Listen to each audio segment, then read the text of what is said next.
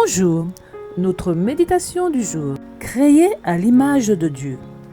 Puis Dieu dit, faisons l'homme à notre image selon notre ressemblance.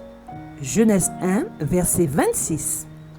L'homme a été l'acte final de la création. Il fut fait à l'image de Dieu et destiné à être le représentant de son Créateur. L'homme est précieux aux yeux de l'Éternel, car il est formé selon sa propre image. Lorsqu'Adam sortit des mains de son auteur, il était d'une taille imposante et de proportions harmonieuses. Il était 2 fois plus grand que les hommes de notre temps. Ses traits représentaient la beauté parfaite.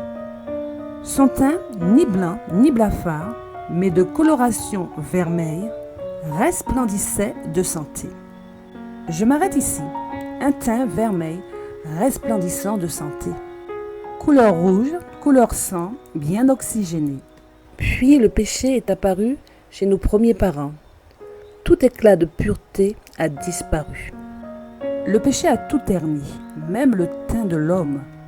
Puis, selon qu'il rencontrait un ton chaud, il se fonçait, ou un ton plus ou moins froid, il se pâlissait, jetant aux oubliettes le teint vermeil de cette argile pure d'où avait jailli Adam.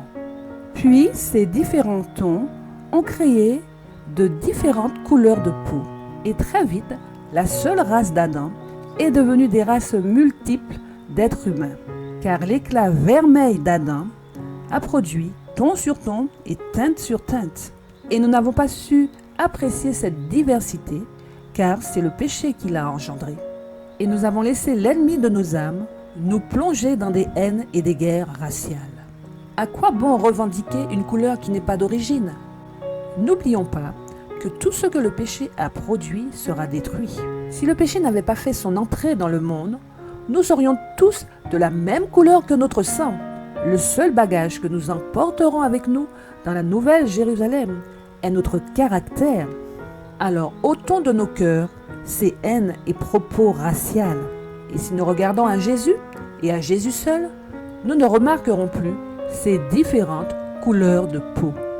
Que tous en cœur, nous puissions dire avec le psalmiste, « Sonde-moi, ô Dieu, et connais mon cœur. Éprouve-moi et connais mes pensées. Regarde si je suis sur une mauvaise voie et conduis-moi sur la voie de l'éternité. » Amen.